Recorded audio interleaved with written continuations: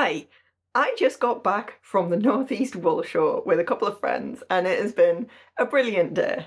But this morning was quite hectic, so I didn't actually get a chance to film an intro for this video until now, when I've literally just got back. You might be surprised to know I have never actually been to a yarn show before, so I didn't really know what to expect. But it was really nice. We got talking to some of the stall holders, we squeezed so much squishable yarn. And yeah, let me show you what we got up to. The Northeast Wool Show was held at Newcastle Racecourse, and before we go any further, I just want to say thanks to Karen, because if you'd never mentioned this was on, I would probably never have even heard about it. I managed to talk my friend Saffron into coming, and her daughter Rosa is actually into crochet now, so it was fun to hang out with her too. Saffron's partner Jo drove us up there, but then took herself off for a nice day out at the beach instead, because I guess she hates yarn? Sadly, the furious wind played havoc with the audio while Jo rambled some nonsense or other. No one knows what a wool festival is these days. We're like, what? What? And I say, what do you think? Because I don't really know. But I gave them a lift, that was the lift. Okay, yeah, so that's Jo. As soon as we got in, I was just in heaven with the amount of pretty things everywhere. And I know this is a small show by some standards, but remember, it is my first one. They're normally just way too expensive or too hard to get to, but this one, £7 a ticket. Nice. Naturally, from the very first stall we saw, I was already making a mental shortlist of things to buy. I'd saved up a tiny little pot of spending money, but if I'd bought things in the order I saw and wanted them, I'd never have made it past stall 2. So at first, you know, we're classy ladies about town. We're looking at the yarns and nodding wisely at each other and commenting on how well priced things are and yardage and project plans and etc. I spotted noodle soup yarns and got excited to say hello, but apparently too excited to remember to film much of the stall. Ducky Darlings very nearly took all of my money because, well, look at it. And this stunning colourway from Cuddlebums is living rent-free in my head. But after a bit of a circuit round the ground floor and me trying and failing to find a price on some lace weight I had my eye on, Rosa started to get hangry. So we headed outside into the sun because Saffron, in her wisdom, had made us all a little picnic to save us the scrum at the cafe. This was such a good shout. We had a flask of peppermint tea and everything. We did end the meal with 2 of the 3 of us just completely covered in cheese. And I think that was probably the turning point from classy ladies about town to basically 3 golems, if Golem's precious was actually yarn. We stood around stroking all the things and giggling madly to ourselves. We found this weird head, a giant frog, and a suspicious looking duck. We dove into those bargain bins with abandon, but there's no footage of that because it took all 6 of our hands to rummage through the deals. These 2 got unreasonably excited about fleece, and I took a hilariously meta photo of photos of sheep. I also zoomed in between the crowd to snap a pic of these project bags because I thought the Discord would appreciate them, but then I forgot to post them there, so here you go. You would turn a corner here and just see random feet at a spinning wheel. Saffron got accosted about her lovely knitted top, while me and Rosa hid awkwardly round the corner. And at one point I forgot I had sunglasses on from outside and I was just sauntering through the crowds like the world's most uncool person. On top of all the lovely yarn, we found plenty of other crafts represented too, like embroidery, macrame and needle felting. But now, for a tale of woe. See, shortly after we got there, I spotted this yarn. And apparently I have no photos of it, but I would describe it as a lace weight, kind of dark grey, very silky, sparkly, with a subtle purple variegation to it. Oh, it was just beautiful.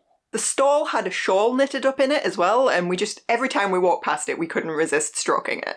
But also each time we walked past it, I was trying to find a price on it, and I'd so far failed because the stall holders were always busy. I was running out of time. It was getting to crunch time, you know, what are we actually going to buy today? So I headed back to that stall for one last try. My friends, I am gutted to report. £40! £40! And I'm not saying it's not worth it. It was something like 1,600 yards of just the most luxurious, sparkly, soft lace weight. But there's no way I could justify that kind of spend on one thing of yarn. I knew I had to miss out, so I made my peace. When we got home though, and I realised this wonderful yarn wasn't in any of my photos or videos, I decided to try and track down where it came from. I thought, step one, I'll look at the handy stall map we were given and see who was selling it. Well, the stall isn't even on the map. Did it even exist? Did I dream this yarn? The more and more I think about it, the less and less me going to an actual cool yarn show seems like a thing that really happened. Yeah, so editor's note, I tracked down the stall and they do have a website and I'm pretty sure this must be it, but now the project page won't load. We notified Joe that we were just about yarned out, had one last fondle of anything within reach, and went for a debriefing on the steps outside. So apologies for the wind noise, I only had my phone and it was kind of blowing a gale. But let's see what we came away with. I bought this yarn. I think it's sock yarn. It's just lovely colours. You think it's sock yarn? I think it's sock yarn. I'm not going to make socks with it, so I haven't paid attention. It is sock yarn, but I'm going to make like a... I always forget what it is. No sleeves jumper thing. A no sleeves jumper thing. It sounds brilliant. Anyway, the point is the colours are lovely. Ooh. And I also got a pattern, a really clever thing, which is like a rectangle with it's two rectangles with zigzaggy edges, and they button in all different ways to make different kinds of jumpers and things. So I thought that was pretty cool and a very clever idea. So I'll give that a go at some point, but I didn't get the yarn because it's too expensive. Very fair. Okay. I got some dinosaur stitch markers, but I was going to get more. Show us. Ooh, very cute. And you were going to get more? Yeah, there were some other dinosaurs, but I didn't get those. And there's also nice sparkly yarn. Oh yeah, I took a photo of the kind of yarn we're talking about, so I'll put it up on video here so people can see, but you wanted the green. Yeah. And by the time we'd done a loop and come back to it, because you had to think it over because it was a big life decision, right? Yeah. By the time we came back, it was gone. So that's going to have to be an online purchase, sadly. I came away with this lovely green sock yarn from Attic Spin Dye, which is a brand that I wasn't even familiar with, but they had some really lovely stuff. Hang on, why am I all the way down there on the screen?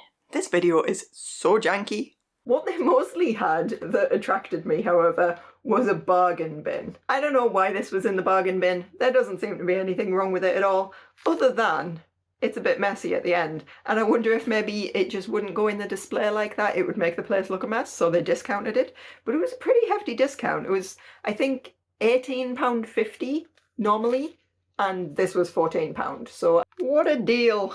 And on top of that being a great deal already, the seller just threw in a random free stitch marker as well. I think it's supposed to be fairy. It's not necessarily my taste, but hey, it's a nice little added touch. The other thing I bought is finally, a pair of sock blockers. Now, these were from one of the stalls that we saw when we first went in, and their whole thing was natural dyes and pigments. So they had this really cool display of all the effects you could get with the natural dyes that they were selling, but also the guy behind the stall was really friendly and he talked us through dyeing yarn with onion skins and the different colours that you can expect from red onion skin versus regular onion skin. I just thought it would be nice to support that stall, so that's where I bought the laser cut sock blockers from, as opposed to any of the umpteen other stalls selling basically the same thing. So that was it, my first ever yarn show. And yeah, it would have been amazing to have more money to spend there because these stall holders, they make such amazing products and they work so hard, and then people like me come along and touch all their stuff with our grubby little mitts and we don't even give them any money. You just can't buy everything, or at least I definitely can't. The plan we hatched is to get really rich by next year so that we can buy more things and also even maybe do some workshops. But then again, when is be really rich by this time next year not the plan, right?